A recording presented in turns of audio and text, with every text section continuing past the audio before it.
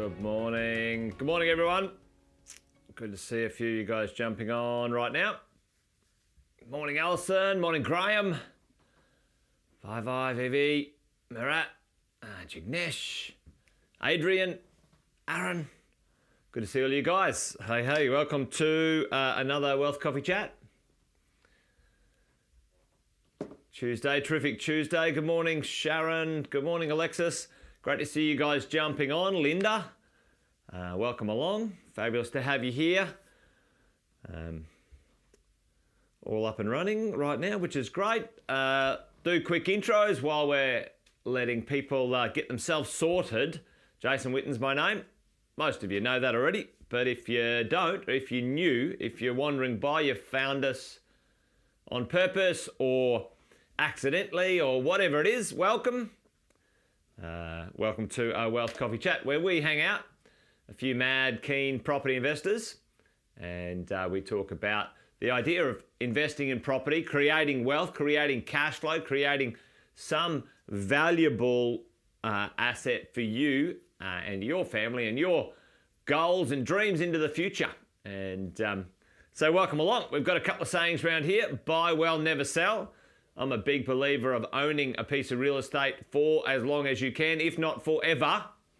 And, if you look at real estate and you're not prepared to own that thing for a long time, then don't buy it, as far as I'm concerned. If you're buying and selling, that's a different thing. I call that a business. I call that trading.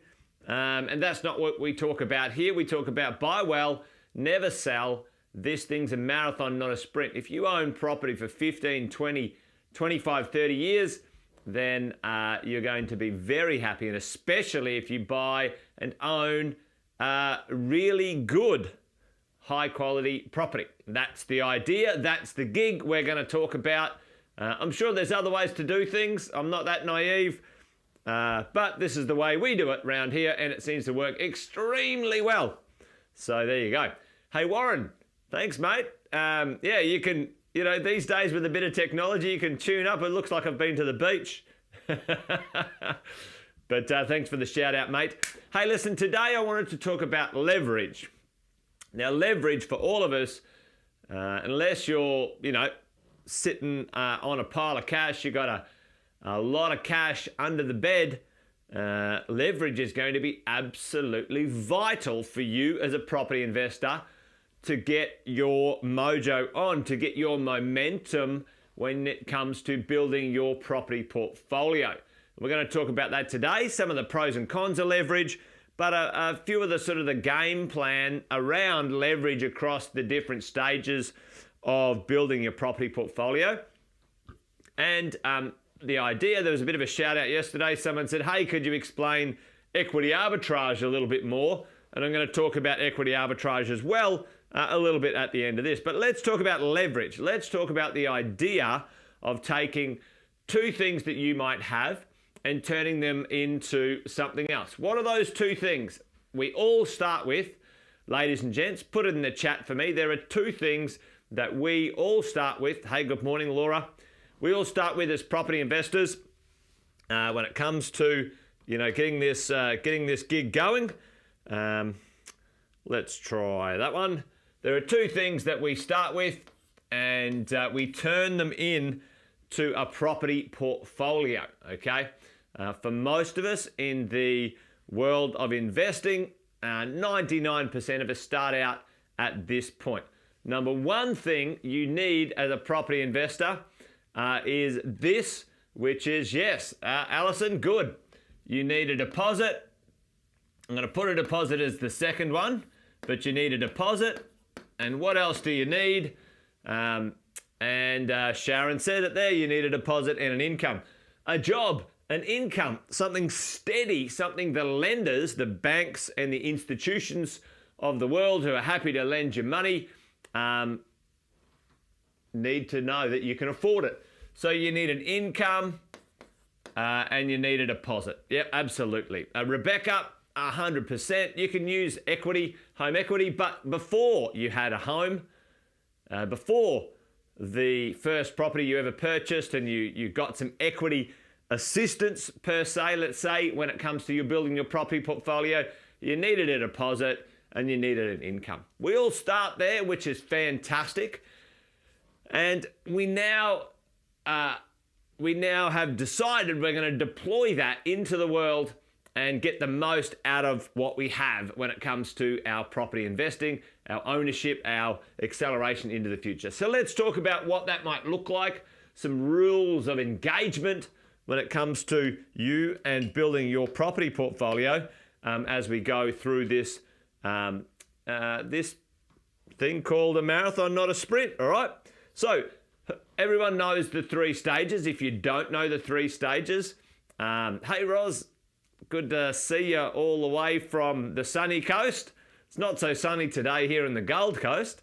And morning, Kevin, all the way from the States, if I remember correctly, Kevin. Good to see you. Thanks for joining. And Rodney, mate, how you doing? Good morning. So the acquisition stage, the consolidation stage, and the lifestyle stage, okay? When we talk about buying and building our property portfolio across these 3 stages, and these stages might take us, well, they will take us to do this very well, anywhere from 15 to 30 years. Now, it depends on where you are right now on that journey. Someone's all the way from Cairns. It's been bucketing down for weeks, hasn't it? All on the East Coast. Welcome all the way from wet Cairns, folks. Good to see you. Good to see you. Hey, we're talking about this. We're talking about what is it going to take? Leverage.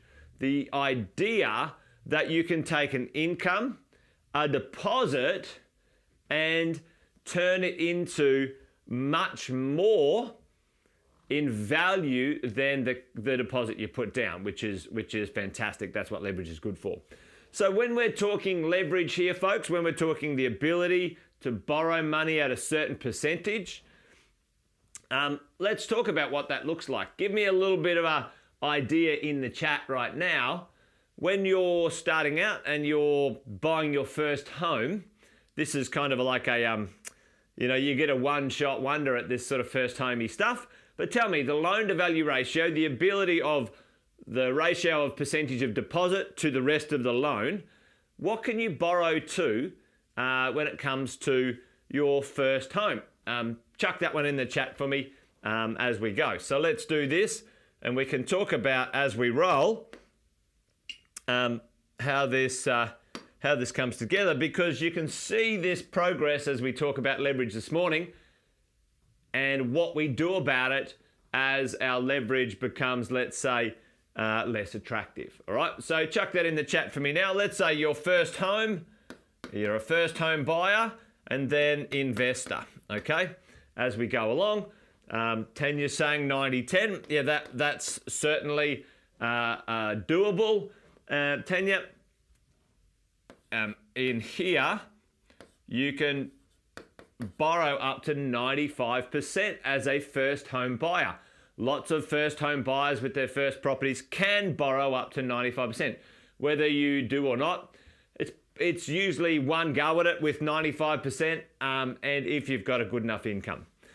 Investment, for many of us, we want to be able to, if possible, to make our money go further, be borrowing at a 90% loan-to-value ratio, okay? What does that mean? How does that work? Very basic terms. You guys know this already. If you had a $50,000 deposit, you can turn that into a $500,000 property. 50K turned into $500,000. 100,000K, 100,000K, 100K, $100,000 turned into $1 million worth of real estate. $1 million worth of real estate, okay? So for me, for you, as we look at leverage when it comes to these stages of investing, it's important to understand the opportunity and maybe there's some of the pros and cons of that, which we'll talk about in a minute. So in the beginning, in the early stages, your PPR, your home, your principal place of residence, plus up to, on average, 3 to 4 investment properties. You'll be able to use 90% lending and get 90 to 95% borrowing when it comes to your leverage. For most people, if you've got a higher income, or if you've got a lower income, or whatever it might be, this is, for most of you listening in, this is where we sit when it comes to our leverage action. When we're moving along and we've got multiple properties now, when we sort of see the ability for us to continue investing along, if you have a look, you bought your property there, you bought another investment, you've got another investment, and you've got another investment. Let's say you're building your property portfolio. What starts to happen with the lenders is they start to, your income, basically, your job starts to run out of steam, okay? And over here in this consolidation phase, what starts to happen is the lenders will want to lend you less money, and you have to put in more deposit as you're going forward. Now, that might not be a big deal. That might not be an issue. And for most of us, that's fine. Once you've got 4 or 5 properties, if you can continue to get access to a bit more lending at 80% LVR, happy days. That's fine. No big deal. Not a problem whatsoever. Okay? So usually what happens is, let's say it starts out at 90, goes along like this, starts to decline, and then over in this section here, which is the problem with leverage, when you're a bit older, when you don't have as much income, let's say you're semi-retired, etc., etc. Now, the problem is, folks, listen, if you're 55, 60, the lenders are looking at you going, yeah, we're not going to lend them the money, or we're not going to lend it for that long, or we're not going to give them as good a loan to value ratio. So that becomes problematic. That becomes an issue for some of us if, what's happening. Because what happens is this, team, is over here, as we're traveling along, your values go up. Let's say this is where your property portfolio grew, and you have quite a gap between what you can get access to when it comes to your wealth. You start out over here with a couple of $1 million worth of real estate. Over here now, this real estate's worth $4 million, and you've got a loan of $2 million down here, and there's $2 million in the middle, in the gap here, $2 million worth of equity. And I see this all the time. I call these people the rich poor people. They've got all this equity they can't get access to create some income or some extra wealth, okay? So here's the pros and cons of leverage. You get started, you get cracking early, that's fantastic. It allows you to expand it. But later on, there's some challenges here when it comes to leverage. So I hope that's making sense as we're going along. Leverage, absolutely important. Let's have a bit of a look at the pros and cons, or some of the pros and cons that are about this idea of leverage. When we're using money, we're using our money, our job, our ability to borrow our assets to get more money to buy some more assets, which is pretty important for us to do. So some of the pros and cons of leverage, using loans to accelerate you forward. Number one pro is it helps you expand your wealth, okay? It helps you expand your wealth. It takes your $100,000 and gets you exposure.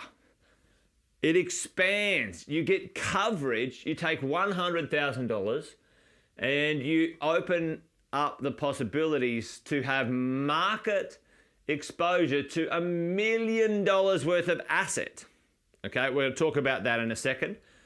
It expands your wealth. It helps you expand your wealth. The con of that, the challenge of that, which many people can come unstuck with, is it comes with a cost, right? It's not free. You guys know this. You guys know this. So you need to manage your cash flow.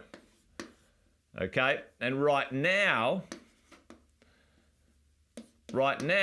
we're talking, everyone's keenly watching.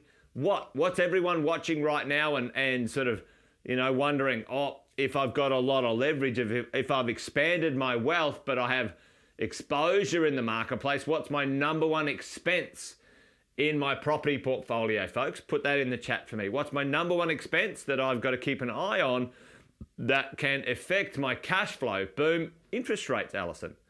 So what is the interest rates, right?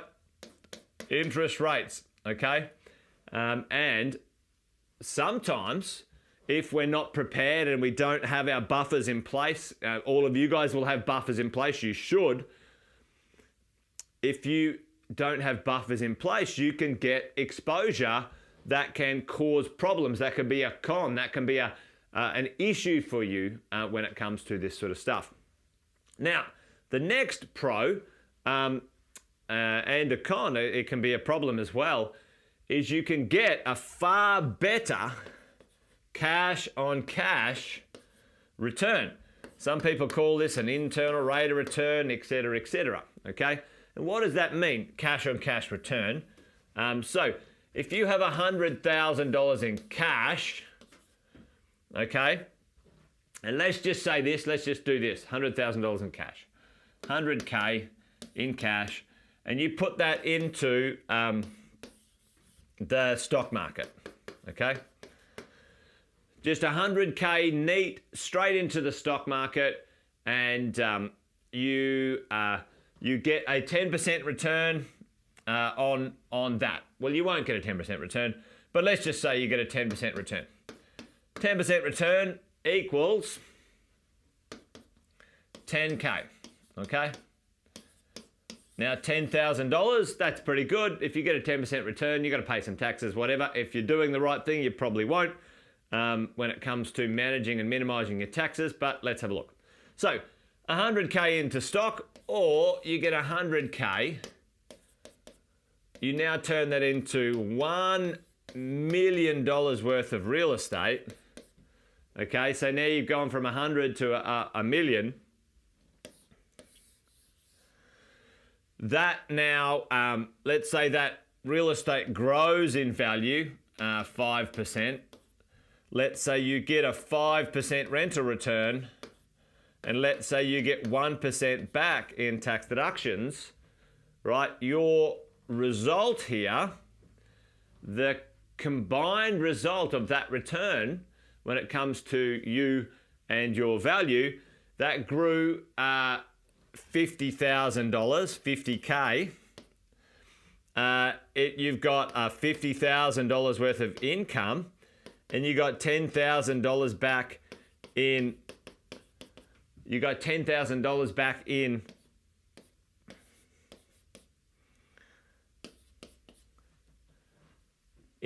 tax deductions. When we look at the cash against cash return, team. See this 100K? Now, I'm not talking about expenses right now. I'm just talking straight cash and cash return. The expenses are something you manage. What's the percentage? What is the percentage of cash on cash return, right? And it's over 100% gross, okay? Gross return. Everyone follow along? Does that make sense? Time frame, 10-year, call it 12 months, whatever it might be. I'm just using this as an example of understanding leverage, what internal leverage does. Internal leverage does, it gives you a far better return. It makes your money work harder, okay? Makes your money work harder, okay? Everyone cool with that? Now, on the flip side, that exposure also, it can make the losses bigger. Yeah, everyone understand what I'm saying about the losses can be bigger. So let's say that went down 10%. So let's say the stock went down 10%. Well, you'd lose $10,000. You lost 10K, okay? But over here, if that went down 10%, on paper, you might lose 50K. Everyone cool with that? Okay? Now, for us, for me and you, we know in this space, buy well, never sell, okay? We're going to own this thing for the next 15 or 20 years. These fluctuations in value are very normal in real estate, okay, as you go. Away we go. All right, who's that on there? You need to remember, not everyone can waltz out and purchase $1 million property as their borrowing capacity doesn't allow it. Yeah, absolutely, for sure. The challenge is for many of us, our income holds us back, okay? The idea that over time, you start with whatever you can buy. Whoever that, give us a shout out in the chat, whoever's saying that comment. You start with what you can purchase and you build from there. I've got many, like more clients than I can possibly count that have got medium incomes and own multi-million-dollar property portfolios. And that just takes time. It takes a bit of patience, it takes a bit of focus. But yeah, your income is the number one thing that holds us back when it comes to borrowing, folks, as you go. All right, another pro, another con, okay? A pro about leverage, like I said before, when you get exposure, wider exposure, when a small amount of growth happens, it increases your wealth faster. Okay, increases your wealth faster. Okay, so when $1 million worth of real estate goes up, at 10%, your wealth increased by $100,000. That's what happens. If you only had $500,000 worth of real estate because you were borrowing at 80%, okay, you can use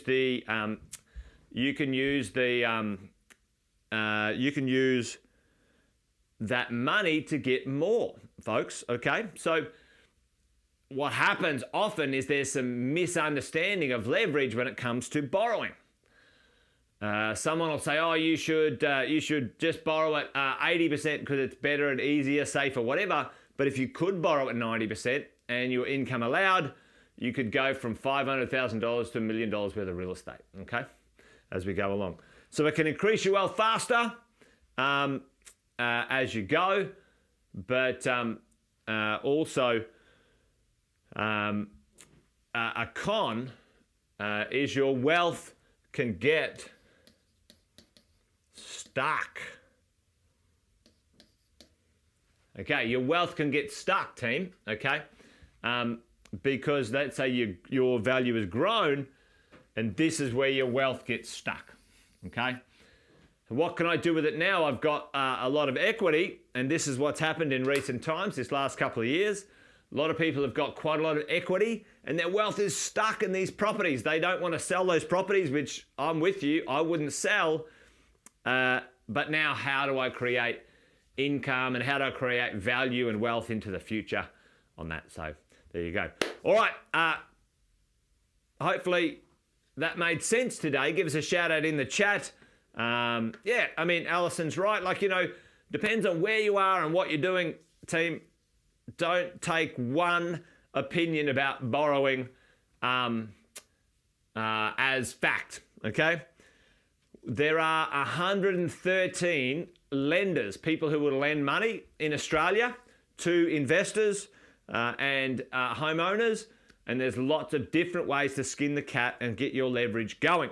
That's why you got to speak to a coach or a mentor or an expert when it comes to this stuff. Certainly don't take the Bank Johnny's the Bank Johnny's word for it. All right, hopefully that made sense today, team. Leverage is vital vital, vital. If you get it wrong, it can bite you on the behind. If you get it right, it'll accelerate you forward. The biggest challenge for most people once you've got this part underway is your wealth getting stuck. I don't have time to do the equity arbitrage stuff today, but whoever asked me that, I thought I'd get onto it today, but I didn't. But let's say in the next couple of days, I'll do a bit of a refresher on equity arbitrage, team, and what that might look like. All right, team, that's it. Couple of minutes over. Great to have you guys on the Wealth Coffee Chat today. Join me again tomorrow, around about 8:05 to 8:10. I might kick off a little bit earlier, 8:05-ish, 8:08, 8:10, something like that when it comes to our live streams. All right, that's it. Great to see you guys. Thanks for joining me, team. Bye-bye. Have a great day. See you tomorrow.